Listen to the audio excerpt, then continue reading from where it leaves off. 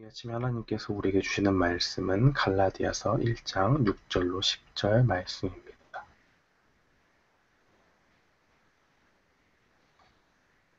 갈라디아서 1장 6절로 10절 말씀, 우리 다 같이 한 목소리로 함께 봉독하겠습니다. 그리스도의 은혜로 너희를 부르신 이를 이같이 속히 떠나 다른 복음을 좇는 것을 내가 이상히 여기노라. 다른 복음은 없나니 다만 어떤 사람들이 너희를 요란케 하여 그리스도의 복음을 변하려 함이라. 그러나 우리나 혹 하늘로부터 온 천사라도 우리가 너희에게 전한 복음 외에 다른 복음을 전하면 저주를 받을지라. 찌어다 우리가 전에 말하였거니와 내가 지금 다시 말하노니 만일 누구든지 너희에게 받은 것 외에 다른 복음을 전하면 저주를 받을지어다. 이제 내가 사람에게 좋게 하랴 하나님께 좋게 하랴 사람들에게 기쁨을 구하랴 내가 지금까지 사람의 기쁨을 구하는 것이었다면 그리스도의 종이 아니니라. 아멘. 저는 본문 말씀 갈라디아서 1장 6절로 10절 말씀을 통해서 다른 복음은 없다라는 제목으로 주의 말씀을 선포하도록 하겠습니다. 이 바울의 서신서들을 살펴보면 수신자들에 대한 그 인사말 후에 그들을 위해서 기도하거나 또 하나님께 찬양하거나 또 감사하는 것이 일반적입니다. 그러나 이 갈라디아서는 편지를 받는 그 수신자에 대한 그 여러 갈라디아에 있는 여러 그 교회들에 대한 기도도 또 찬양도 감사도 또 칭찬도 전혀 없습니다. 왜 그렇습니까? 뭔가 사도 바울에게 심각한 문제가 직면해 있었기 때문에 이것으로 바로 문제로 들어가야 한다는 것을 우리에게 보여줍니다. 사도 바울은 다급했고 뭔가 바로 이야기를 본론으로 들어가지 않으면 안 되는 그러한 비상사태라는 것을 염두에 두고 이 갈라디아서라는 서신을 쓴 것을 볼 수가 있습니다. 사도 바울은 자신이 전한 복음의 메시지 때문에 자신이 주님께 직접 받은 사도로 부름을 받았다고 말합니다. 그것은 사람에게 온 것도 아니고 주님께 직접 받은 것이고 그 주님께 직접 받은 사도로서의 그 복음의 메시지는 예수 그리스도의 십자가의 은혜라고 증거합니다. 예수님은 우리를 위해서 자신의 몸을 대신 드려 죽으셨고 그 대속의 은혜를 우리에게 베푸셨습니다. 예수님은 십자가에서 하나님의 구원의 계획에 죽기까지 순종하셨고 우리를 이 현재의 악한 세대 가운데서 빛과 소금의 역할을 감당하기 위해 십자가에 달려 죽으셨다라는 것을 우리가 지난 시간에 확인하였습니다. 이제 사도 바울은 이 십자가 은혜 외에 우리를 구원할 그 어떤 다른 복음은 없다고 못 받고 있는 것을 봅니다. 6절 말씀에 보면 그리스도의 은혜로 너희를 부르신 이를 이같이 속히 떠나 다른 복음 좇는 것을 내가 이상히 여기노라 라고 증거합니다. 이 사도 바울은 갈라디아 성도들이 1절부터 5절에서 요약한 그 십자가의 은혜를 저버리고 그가 처음 전한 복음 외에 다른 복음을 쫓아가는 것에 놀라고 있습니다. 이것이 어떻게 이렇게 속히 떠날 수가 있느냐라는 그 놀라움을 표현하고 있는 것입니다. 여기서 이 떠나다라는 말은 충성을 옮기다라는 뜻의 군대 용어입니다. 주로 사용되었던 것이 반란을 일으키거나 탈영한 군사를 말할 때 사용되던 단어죠. 또한 정치가나 철학자들을 향해서도 사용되었는데 입장을 바꿔서 완전히 반대편으로 가는 그 변절자들을 향해서 사용되었던 단어이기도 합니다. 그러니까 은혜의 복음은 이 무가치한 죄인들에게 베푸신 그 은혜로우신 하나님의 복된 소식인데 이 본질상 진노의 자녀였던 우리가 하나님의 그 아들의 생명을 아끼지 않으신 그 십자가의 은혜를 어떻게 이렇게 완전히 다른 복음을 전하는 자들에게 넘어가서 속히 떠날 수 있느냐 하는 것입니다. 이 사람들은 경험이 없는 것이 아닙니다. 이 사람들은 그 하나님의 은혜를 입은 사람들이고 익히 바울에게 듣고 알았던 사람입니다.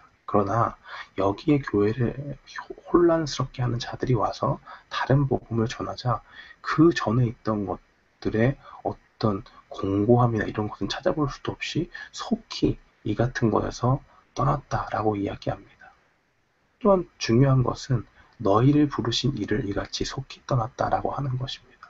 그러니까 이것이 어떠한 다양한 그 신앙적인 입장 중에서 하나를 선택할 수 있는 그러한 것이 아니라 내가 전한 복음, 하나님께 직접 받은 이 복음의 메시지를 떠나게 된다면, 교회를 혼란스럽게 하는 자들을 통해서 떠나게 되고 그들과 동조하게 된다면 그것이 무엇이냐, 곧 너희를 부르신 이를 떠나는 것과 같다라는 것을 이야기하는 것입니다. 한마디로 얘기하면 현재 갈라디아 교인들의 모습은 어떠하냐? 하나님의 십자가의 은혜에서 떠난 배신자들이라는 것이죠. 7절은 좀 더 직접적이고 강력하게 말합니다. 다른 복음은 없나니 다만 어떤 사람들이 너희를 요란케 하여 그리스도의 복음을 변하게 하려 함이라. 바울은 십자가에서 베풀어 주신 그 주님의 은혜에 우리를 구원할 다른 복음이 없다고 못 박습니다. 그리고 어떤 사람들이 와서 이 복음을 변질되게 만들어서 교회에 혼란을 줬다고 말하고 있습니다. 여기서 교회에 혼란을 주던 자들은 유대주의자들입니다. 그들이 말하는 그 유대주의자들만의 다른 복음은 사도행전 15장 1절에 나타나 있습니다. 어떤 사람들이 유대로부터 내려와서 형제들을 가르치되 너희가 모세의 법대로 할례를 받지 아니하면 능히 구원을 얻지 못하리라 하니, 이것이 그들의 내용입니다. 이 15장 2절, 사도행전 15장 2절에 바로 사도들의 반응이 나오죠. 바울과 바나바와 저희 사이에, 그러니까 유대주의자들 이야기하는 겁니다. 그들 사이에 적지 아니한 다툼과 변론이 일어난지라 형제들이 이 문제에 대하여 바울과 바나바와 및 그 중에 몇 사람을 예루살렘에 있는 사도와 장로들에게 보내기로 작정하니라. 그러니까 이게 비단 갈라디아의 문제만 아니었던 것 같습니다. 일부의 문제가 아니었고 초대교회의 굉장히 중요한 문제였다는 것을 보여주고 있습니다. 이 유대주의자들은 구원의 근거를 십자가의 은혜와 더불어서 율법도 준수해야 한다고 가르쳤습니다. 그리고 이 문제는 바울뿐만 아니라 그의 동역자 바나바도 또 다른 형제들도 이 다른 복음에 문제가 있다는 것을 알기 때문에 변론과 다툼을 했고, 결국에는 예루살렘에 있는 사도들과 초대교회 지도자들에게 의논하기 위하여 이들을 이 교회가 공식적으로 보내는 것을 볼 수가 있습니다. 이 유대주의자들은 교묘히 교회 안으로 들어왔다는 것을 볼 수 있습니다. 그들은 예수님을 믿는 것을 부인하지 않았죠. 그러나 거기에 율법을 더하였습니다. 그들의 주장은 예수 그리스도를 믿는 것으로 구원이 시작되고 율법의 준수를 통해서 이 구원이 완성되는 것이라고 본 것입니다. 얼핏 들으면 맞는 것 같잖아요. 그죠? 예수 그리스도 우리가 믿고 우리 삶 가운데 올바른 행실을 통해서 하나님 나라의 완성을 이뤄나간다, 이렇게 이야기하면 틀린 말이 아닌 것처럼 보이지 않습니까? 그러나 그들의 주장은 이것과 다른 것이었습니다. 어떻게 설명할 수 있냐면 예수 그리스도의 십자가의 복음이 불완전하다고 이야기하는 것이죠. 불완전하기 때문에, 그것이 뭔가 부족하기 때문에 우리가 행위를 뭔가 거기에 더해서 그 부족한 구원의 남은 부분을 채워야 한다고 이야기하는 것입니다. 성경은 이미 죄에 대한 대가로 예수님께서 자신을 단번에 십자가상에서 죄를 위한 제물로 하나님 앞에 그 형벌을 대신 받으셨다고 히브리서는 증거하고 있고, 거기서 모든 구원의 완성이 이루어진 것입니다. 우리는 여기서 교회를 혼란스럽게 하는 자들의 특징을 알 수 있습니다. 사도행전 15장 24절 말씀에 보면, 들은즉 아까 그 바울과 바나바를 통해서 공식적으로 예루살렘 교회에 뭔가 논의할 것이 있어서 이들에 대해서 어떻게 우리가 바른 입장을 가질 것인가 교회가 보냈고, 이것은 사도행전 15장 24절은 이것에 대한 예루살렘 교회 지도자들과 사도들의 답변입니다. 들은즉 우리 가운데서 어떤 사람들이 우리가 시킨 것도 없이 나가서 말로 너희를 괴롭게 하고 마음으로 혹하게 한다 하기로 라고 그렇게 되어 있습니다. 이 거짓 교사들은 교회를 괴롭게 하고 복음을 변질시킵니다. 말로 너희를 괴롭게 하고 마음으로 혹하게 한다.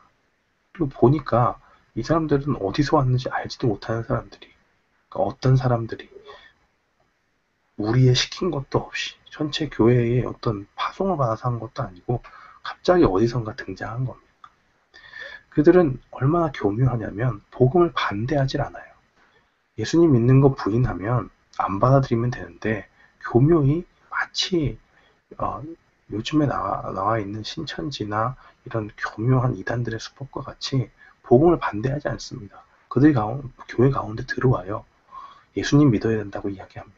그러나 그들은, 유대주의자들은 교묘히 들어와서 같은 편인 듯 전쟁을 하다가 그 필승의 작전을 바꾸고 멋대로 움직여서 아군의 전략을 흐트러뜨리는 그런 변절자들과 같은 모습을 하고 있다는 사실을 분명히 기억해야 합니다. 그들은 이 사람들이 무서운 것이 무엇이냐? 그들은 모든 전략을 공유하고 이미 알고 있고 누가 교회에서 어떤 역할을 하는지도 이미 알고 있습니다. 그러므로 더 무서운 적입니다. 우리를 잘 알고 우리의 전략도 잘 아는 자들이기 때문입니다. 교회가 영적인 전쟁에서 승리하는 길은 십자가의 복음에서 떠나지 않고 굳게 붙잡는 것입니다. 이것이 흐려질 때 교회는 생명을 잃고 서로 혼란에 빠집니다. 영적인 전투에서 패할 수밖에 없는 것이죠. 그러므로 사탄의 교묘함을 우리는 경계하고 나아가야 합니다. 베드로전서 5장 8절 말씀에 보면 근신하라 깨어라 너희 대적 마귀가 우는 사자같이 두루 다니며 삼킬 자를 찾나니 9절 말씀에 보면 너희는 믿음을 굳건하게 하여 그를 대적하라 이는 세상에 있는 너희 형제들도 동일한 고난을 당하는 줄 알미라. 베드로 사도는 우리에게 깨어있으라 고 말합니다. 사탄은 곳곳에서 교회를 혼란에 빠뜨릴 틈을 노리고 있기 때문에 그렇습니다. 마치 교묘하게 유대주의자들이 이 갈라디아 교회를 흐트러 놓고 그들 가운데 다툼을 일으키고 파당을 일으켰던 것처럼 사탄은 그러한 틈을 찾고 있다는 사실을 분명히 기억해야 됩니다. 그리고 조금이라도 흔들리는 자들이 생기면 기회를 놓치지 않고 달려들 것이고 사탄은 그가 보는 대상은 연약한 성도들뿐만 아니라 사역자들과 교회에 속한 모든 자들을 대상으로 그러한 틈을 발견하기를 원한다는 것을 기억해야 됩니다. 그렇기 때문에 우리는 모두 깨어서 기도해야 하고 사탄을 향해서 대적하는 기도를 늘 해야 하며 또 특별히 이 바울의 문맥에서 이 갈라디아서의 문맥에서 보면 십자가의 은혜를 굳게 붙잡고 나아가야 함을 우리가 알 수 있습니다.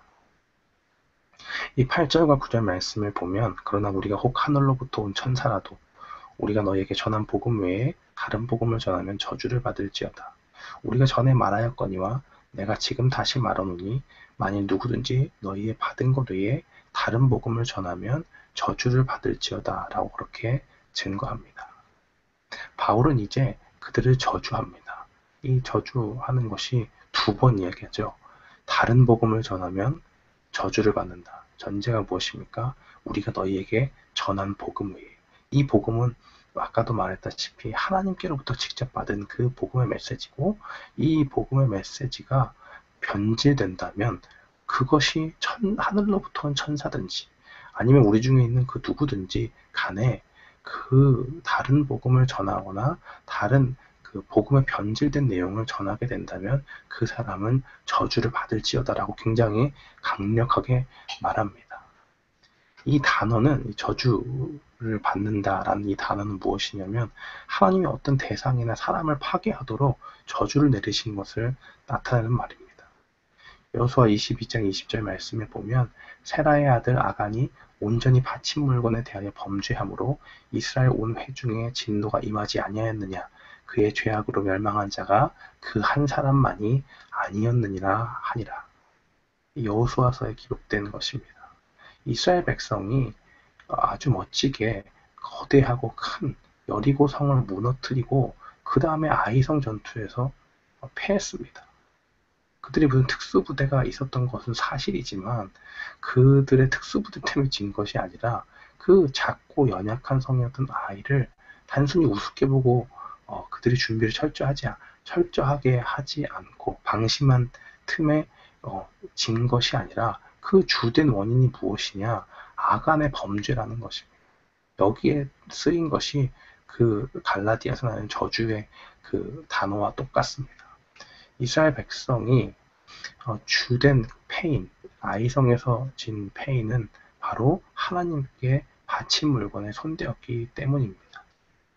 그 결과는 한 사람의 멸망이 아니었고 이스라엘의 완전한 참패였다는 사실을 우리는 기억해야 될 필요가 있습니다. 그러므로 우리 각자 한 사람 한 사람이 십자가의 은혜의 복음 앞에서 굳건히 서는 것이 중요합니다. 또 교회의 여러 가지 일들을 하는 가운데서 우리가 깨어 기도하면서 우리 가운데 의견이 나누고 다퉈질 때마다 그 가운데서 우리가 뭔가 사탄에게 틈을 보이지 않기 위해서 깨어 기도하고 조금 우리 마음이 분열되는 그런 불편한 심기가 있더라도 그것을 기도로 잘 다스리고 우리 스스로를 낮추고 겸손히 하나님께 나아가고 하는 것들이 분명히 필요합니다. 우리 각자 한 사람이 깨어 있을 때 교회가 혼란에 빠지지 않는 것입니다. 한 사람의 범죄가 이스라엘 전체 참패로 이어졌던 것처럼 이 교회의 본질적인 이 복음, 십자가의 은혜의 복음이 흔들리게 된다면 교회는 전체적으로 흔들릴 수밖에 없는 것입니다. 10절 말씀을 보면 이제 내가 사람들에게 좋게 하랴 하나님께 좋게 하랴 사람들에게 기쁨을 구하랴 내가 지금까지 사람의 기쁨을 구하는 것이었다면 그리스도의 종이 아니니라. 내가 지금까지 사람의 기쁨을 구하는 것이었다면 그리스도의 종이 아니니라 라고 증거합니다. 우리는 예수 그리스도의 종으로 부름을 받았습니다. 사도는 더 할 나위 없이 예수 그리스도의 택하신 그런 종이었죠. 종이라는 것은 이 당시의 종은 자신의 목숨에 대한 권리도 없습니다. 아무 자기를 주장할 권리가 없고 주인이 그 모든 것을 관장합니다. 그를 죽일 권한도 있었고 생명도 주인에게 속한 것이고 그러므로 그들의 삶이나 모든 것들이 다 그리스도께 주인에게 속한 것이죠. 우리에게는 어떻습니까? 우리는 바로 예수 그리스도의 속한 예수 그리스도를 주인으로 삼는 종이라고 이야기하고 특별히 사도 바울은 자신을 예수 그리스도의 종이라고 그렇게 표현한 것도 볼 수가 있습니다. 그러므로 우리가 이야기하는 것은 사도 바울의 문맥을 살펴보면 사도 바울은 지금 이것이 뭔가 내 편을 만들기 위해서 하는 것이 아니라 이 십자가의 은혜의 복음이 너무 중요하기 때문에 이것을 지금 읽게 만드는 이 변절자들을 생성해내는 이 악한 자들, 이 변절자들을 생성해내는 이 거짓 교사들을 경계하며 이 글을 쓰고 있다는 것입니다. 그러면서 자신의 진심을 보이는 것이죠. 내가 그리스도의 종으로서 하나님께서 원하시는 그 아름다운 교회를 섬기기 위해서 이 글을 쓰는 것이다. 나의 편을 만들기 위함이 아니라 예수 그리스도의 복음이 너희 가운데 변질되었고 이것이 다시 회복되어야 한다라는 것을 강력하게 말하고 있는 것입니다. 우리도 우리의 삶을 살펴볼 때 우리가 사람의 기쁨을 구하는 것이 아니라 하나님의 기쁨을 구하기 위해 살아야 합니다. 지금 바울이 쓴소리를 하는 거잖아요. 그죠? 누구든지 쓴소리를 들으면 기분이 나쁘고 그 말을 한 사람에게 적대감을 가질 수 있습니다. 그러나 그럼에도 불구하고 바울이 지금 이 갈라디아 사람들에게 너희가 뭔가 잘못했다라고 이야기할 때 그 인간적인 감정의 상함을 뛰어넘어서 그것을 감수하고서라도 이야기해야 하는 것 바로 그것은 왜 그런 것이냐 예수 그리스도의 종이기 때문에 그렇습니다. 우리도 마찬가지죠. 우리가 이 땅을 살아가면서 우리 가운데 우리 마음에 원하는 것들이 있고 하나님께서 원하시는 것이 있습니다. 그러나 이 두 가지 가운데의 갈등 상황에서 우리가 어떻게 해야 되느냐라고 이야기할 때 한 가지 기억하면 됩니다. 우리가 바로 누구냐? 그리스도의 종이다. 우리가 하나님께 속한 자다. 라고 하는 것을 기억하게 된다면 우리는 그 가운데 무엇이 하나님의 뜻이고 무엇이 하나님의 기쁨 가운데 거하는 것인지를 분명히 알 수가 있습니다. 사랑하는 성도 여러분, 오늘 이 말씀 기억하면서 우리가 십자가의 은혜로 말미암아 이 세상을 승리하고 또 주님께서 주신 이 몸된 교회를 위해서 깨어 기도하는 저와 여러분이 되기를 주님의 이름으로 축원합니다.